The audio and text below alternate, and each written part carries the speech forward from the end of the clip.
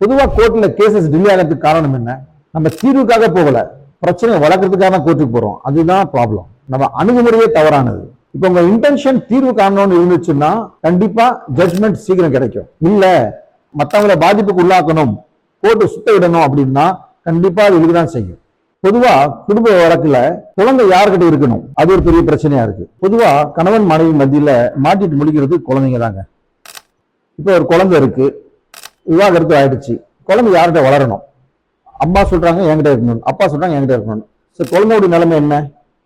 முக்கியமா குழந்தை அம்மா கிட்ட தான் இருக்கணும். அதை பராமரிக்கிறது அப்பா பராமரிக்கணும். சில சிச்சுவேஷன்ஸ்ல மனைவிக்கு கல்யாணம் ஆயிடுச்சு, அப்ப அந்த குழந்தைக்கு பாதுகாப்பு இல்ல, அந்த மாதிரி சிச்சுவேஷன்ல கணவன் அந்த குழந்தையை எடுத்துக்கலாம். டேரக்டா எடுக்க முடியாது, கோர்ட் மூலமா எடுத்துக்கலாம். இல்ல குழந்தை வர விருப்பம் இல்ல அப்படின்னா கோர்ட் என்ன செய்யணும்னா குழந்தையுடைய இன்ட்ரெஸ்ட் என்ன இருக்கு, இது ஒரு உளவியலாளரை வச்சு கோர்ட் நிர்ணயிச்சு அவங்க முடிவு எடுப்பாங்க.